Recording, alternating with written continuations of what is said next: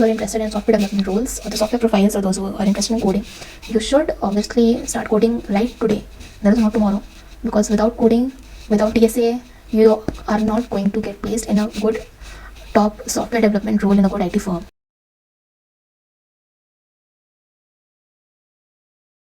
Hello guys, I am Mansi Shukla and I am a final year student in VIT Vellore. I was also project head of ITVIT, which is a student chapter in VIT, and we had a technical team with the name of Team for Dimension. We made amazing projects, many multidisciplinary projects. We had an amazing team and we worked on various publications, patents. So this was something extra which I did apart from my academics. Now coming to placements, this August 2020, during the placement season, I was placed in City, which is a super room company which comes for the software role in VIT. The CTC was 12 LPA and an additional performance bonus of 1.7 LPA per annum, which was subject to an individual's performance.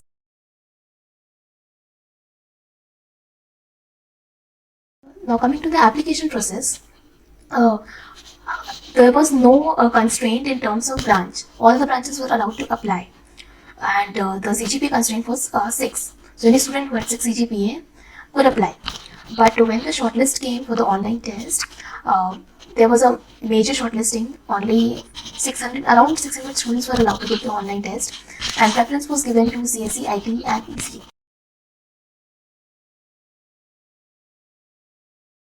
The whole recruitment process of City was actually of 3 levels: 1 round of online test and 2 rounds of interviews. The first round was obviously the online test, and it has 4 sections. The first one was a logical ability test, which consisted of various questions from figures, calendars, and many other logical questions. The second was the technical MCQs from your subjects like DBMS, OS, computer networks, and coding. And the third section was quantitative aptitude MCQs. It was pretty easy and it consisted of basic maths. We had to calculate like simple interest, compound interest, profit loss, probability, etc.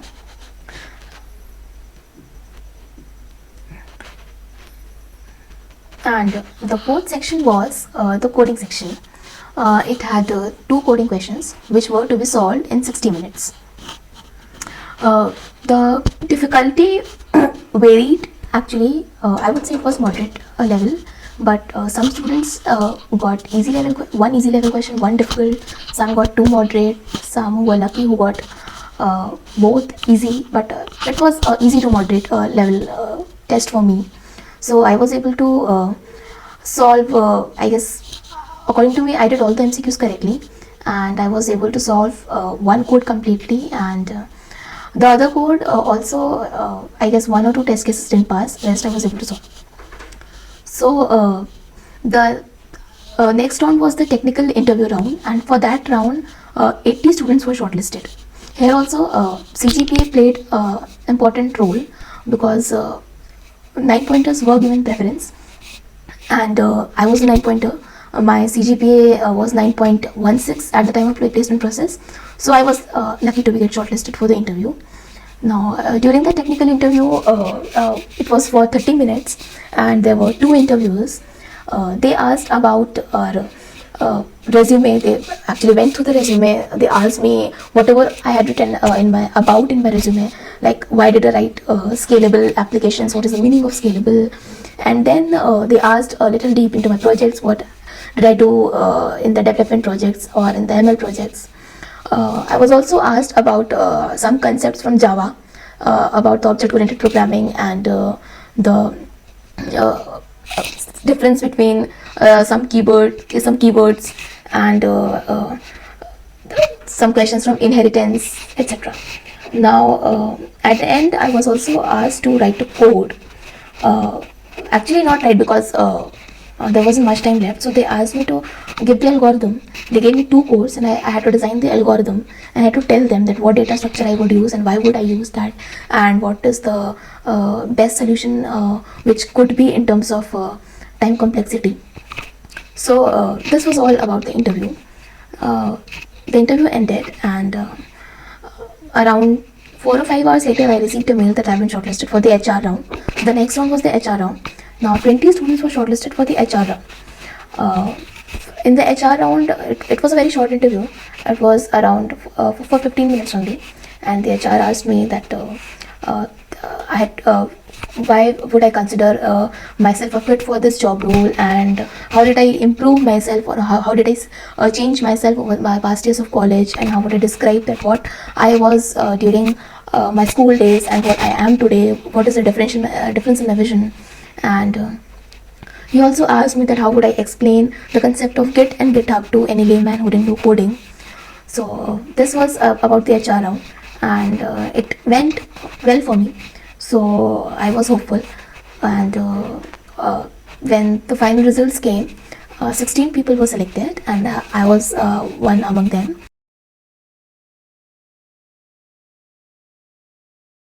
Fairly, you can't prepare for an interview or placement overnight. It is something which has to be done, at least started 1 year back or at least 6 months back. So if you are a good coder, then it's actually a plus point for you, because anyways you have to clear the online test first, and in most of the companies, software companies, coding is a part of the online test. So I practiced coding questions from LeetCode and HackerRank. I also did some questions from InterviewBit, and for the conceptual part I studied from GFG, and Abdul Bari's videos on YouTube were amazing. Also there is a playlist by Aditya Verma for dynamic programming, and many other such topics. So Aditya Verma is great, you can go watch his videos. And the key to everything is just you have to do, like you have to practice, you have to code. You just can't read the concepts and expect to master them. You have to actually solve the problem. So basically the problem solving skills is what is tested during the interview. So as I told that they asked me to design the algorithm, so they, ultimately they didn't ask me to write the code, they didn't check the syntax, they didn't get a chance, because I had to just tell them my algorithm, like what is my thinking ability. They wanted to test how could I solve this particular problem, which data structure I use, and how I reduce the complexity of the solution. So basically problem solving skills should be good. Now apart from coding, you obviously need to master your core technical subjects like OS, DBMS and computer networks. And system design is not usually asked by many of the companies, but yeah, if you study system design, then also it is a benefit. So apart from that, you should also focus on your soft skills. Obviously an HR round cannot be qualified without your soft skills, your confidence. So my HR round was actually it was taken in a very rush, because I received a mail just 10 minutes before my interview. So I had to just rush up and open my laptop and set up everything. So I was very nervous. But at the end, I just tried to relax myself and give the best answers I could. And obviously, you have to be true. You shouldn't fake in an HR interview, because that doesn't help. You shouldn't say any fake or false things. Also, you should always read about the company before going to an HR round or any interview, even if it's a technical interview. Your answer should be based on the job role and on the company profile. That how could you contribute to that particular company? What is your skill set? How does it match to the job role? So this is also an important part. Apart from that, don't ignore the other subjects like OS, DBMS and computer networks. These are also important. You should know the basics. You should know the MCQ level. Also SQL. You should practice SQL from HackerRank. I guess it's the best platform according to me, because I practiced from there and it was pretty good. So you should practice how to write SQL queries.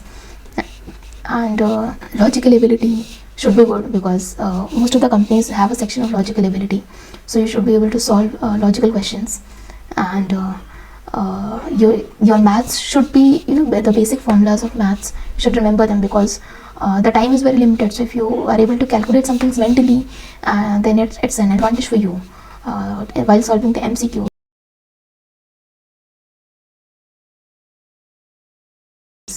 So the questions I got during my online test and the coding test were 2 coding questions, and one was related to graphs and one was related to arrays. So even graphs is nothing, something like, it's not anything out of the box. It's also a conceptual problem solving thing which can be solved by array or linked list. So first you should know all the basic data structures. Your basics should be clear. then only you would be able to solve problems of a more complex level, more difficult or hard level. Don't just jump into hard problems on LeetCode. You won't be able to do that. Start from easy, start from medium, progress to medium, then try solving one or two hard.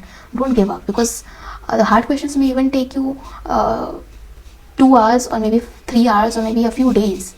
So don't try to copy the code directly from the solution. Okay, okay, like it's compiled and it's run successfully. Then no, you won't learn like that. So you should be honest to yourselves. Don't ever lie to yourself. You should be honest about your levels. Just analyze that where are you standing, and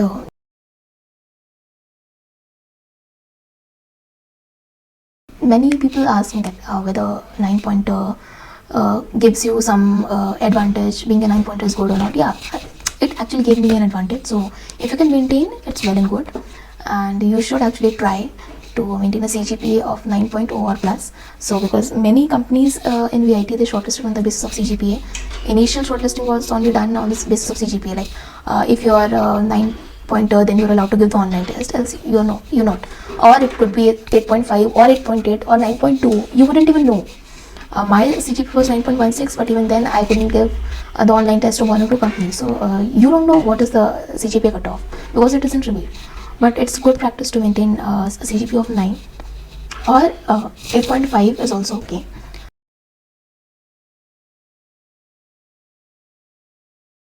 You should be more focused on your skills. Your resume should be something which, when the recruiter sees, he becomes curious that okay, you've done this project now. This is a great project. How did you do the project? Don't copy the projects from just you just fork any repo from GitHub and you just paste it in your resume. Don't do that, because if any recruiter asks you something about the technicality of the project, you wouldn't know. So it should be in your habit to build some cool projects with the help of a team, or you could also build alone. So you should always build some amazing projects for your resume. Now your resume shouldn't be too lengthy. Like if you've done ample of things, then you can make a maximum of 2-page resume, but it shouldn't be more than 2 in any case, because you're just a student, you're just a fresher, you're not an industry expert who can have 3-4 pages of resume. So your resume should be limited to 1 page or maximum 2 pages. It should include about yourself, like what are your skill sets, where are you focused, what are your interests, and about your education, about your experiences, if any, like if you have done any past internships, or if you have been a part of any club or chapter, or if you have done anything extra, or your achievements, if you have won any hackathon, if you have been to any conference or anything like that. You could also include your certifications, but always remember to include the URL of your certifications, so that if the recruiter wants, he or she can verify. Now you should include at least 3 to 4 projects in your resume with a GitHub link. According to my advice, if you give the GitHub link, then the recruiter has a chance to actually verify that okay, you have actually done this project. He can go, if he wants, he can go and review the code, maybe, or at least it provides you a validity that okay, you've just not copied from somewhere the title and the about and just pasted it in your resume. So it's a good practice to maintain your GitHub account, update it timely, and provide all the details of your all the professional social platforms like LinkedIn and your GitHub in your resume, about along with your mail and phone number.